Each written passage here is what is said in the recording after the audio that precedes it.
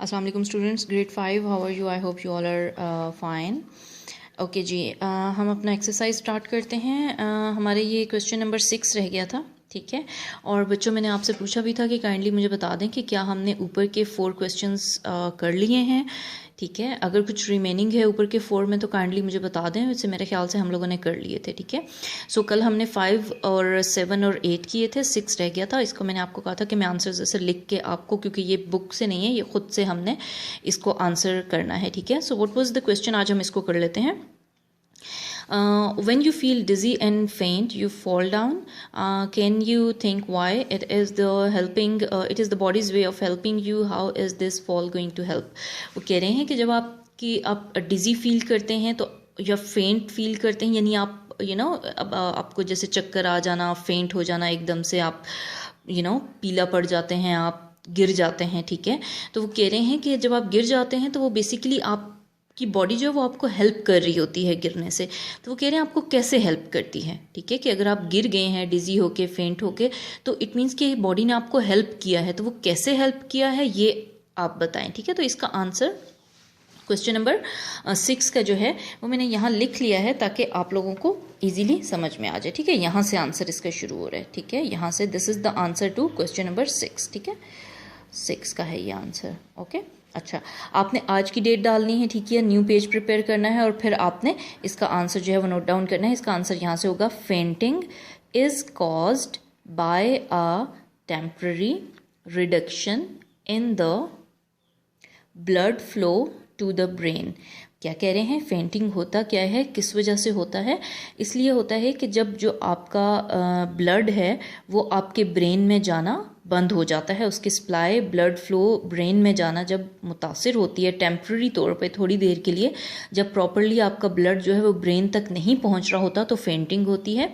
When you collapse, जब आप गिर जाते हैं, टू द ग्राउंड, ग्राउंड पे ज़मीन में, कोमा, ठीक है, यहाँ कोमा आएगा, ब्रेन के बाद यहाँ फुल स्टॉप आएगा, यहाँ पे ग्राउंड के बाद कोमा आएगा। तो जब आप कोलैप्स हो जाते हैं, ग्राउंड पे गिर जाते हैं ज़मीन पे, आगे यहाँ पे कोमा, ठीक है। और next line, your head and heart are on the same level.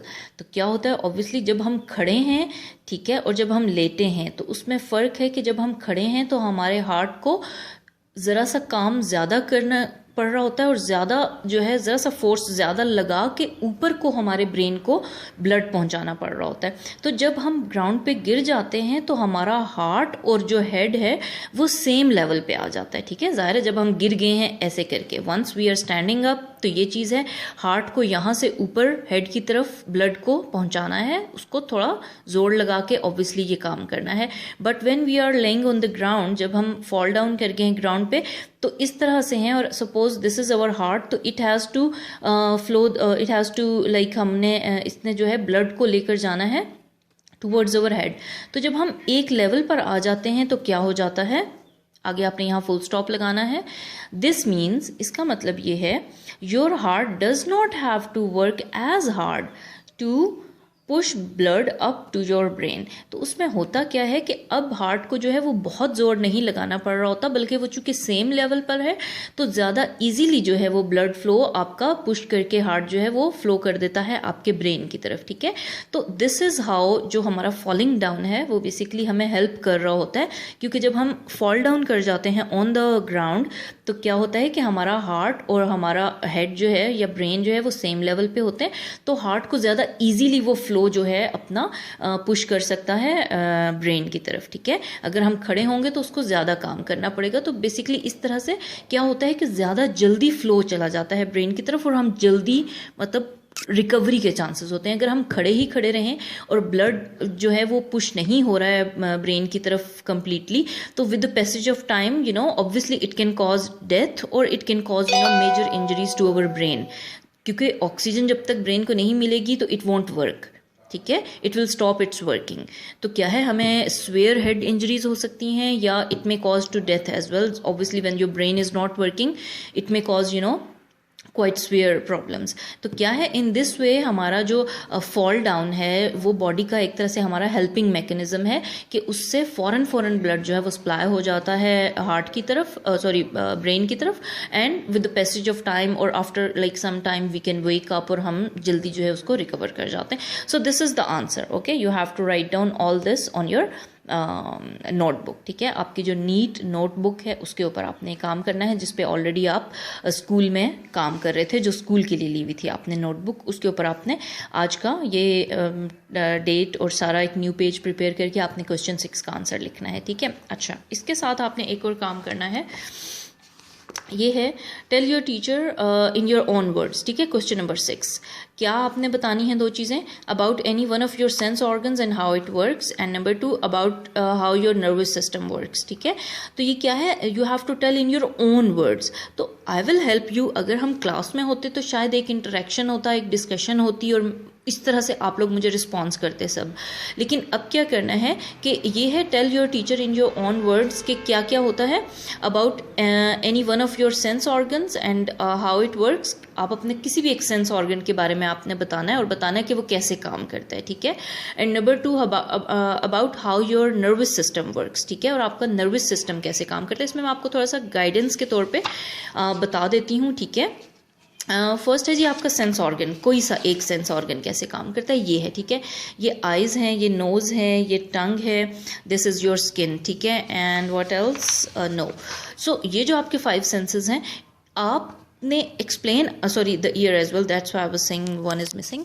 अच्छा, तो इसमें आप कोई सा भी सेंस ऑर्गन आप खुद से सब स्टूडेंट्स ने चूज़ करना है, इसको आपने उसको आप पढ़ें, समझें, और फिर उसके बाद आपने उसको अपने वर्ड्स में मुझे एक्सप्लेन करना है। Okay, no need to write it on your notebook. ठीक है, आपने सिर्फ उसको, आप छोटी सी एक वीडियो बनाएं, बिल्कुल छोटी सी, और उसको आप एक्सप्लेन कर दें कि आपने किस तरीके से इस काम को, आपका जो सेंस ऑर्गन है वो किस तरह से काम करता है। तो ये आपका हेल्पिंग जो है मटेरियल है, आप यहाँ से ऑब्वियसली अंडरस्टैंड करें और फिर अपने हिसाब से उसको एक्सप्लेन करें कि मेरी आई जो है वो इस तरह से लाइट को लेती है ऑब्जेक्ट से, फिर उसका ये वाला नेक्स्ट जो पोर्शन है वहाँ तक लाइट जाती है, फिर उससे नेक्स्ट पोर्शन पे ये वाली जो चीज़ें हैं। ठीक है, जैसे जैसे मैंने आपको इसमें यूजली जो है वो करवाई भी हुई है अंडरलाइन, लेकिन आप उसके अलावा टंग को भी ले सकते हैं, ईयर को भी ले सकते हैं, स्किन को भी ले सकते हैं। ठीक है, ये क्वेश्चन 1 का है। सेकेंड था कि आपका नर्वस सिस्टम कैसे काम करता है, उसके बारे में आप जो है अपने अल्फाज में बताएं, tell your teacher you know in your own words. ठीक है, इसमें हम देखते हैं कि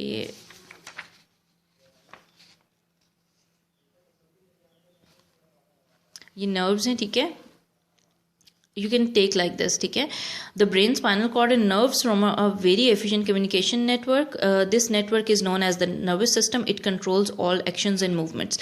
तो अब आप इनको रीड आउट करेंगे जब, ठीक है, तो आपको पता चल जाएगा कि हम ये सारा पढ़ चुके हैं। ठीक है, कि सेरिब्रम आपका कंट्रोल करता है, मेडुला और सेरिबेलम, सारे ये जो ब्रेन के पार्ट्स हैं ये हमारे डिफरेंट फंक्शंस को कंट्रोल करते हैं। ठीक है, आपने इसको पढ़ना है। ठीक है, और फिर बताना है खुद से कि आपका नर्वस सिस्टम कैसे काम करता है। ठीक है, इसमें क्या है, ब्रेन, स्पाइनल कॉर्ड और नर्व्स जो हैं वो शामिल होते हैं। आपने मोटर नर्व्स और जो सेंसरी नर्व्स हैं उन दोनों को आपने रीड आउट करना है। यहाँ पे हमने किया भी हुआ है, ये मोटर नर्व्स हैं। ठीक है, और ये सेंसरी जो हैं वो सेंसरी आई थिंक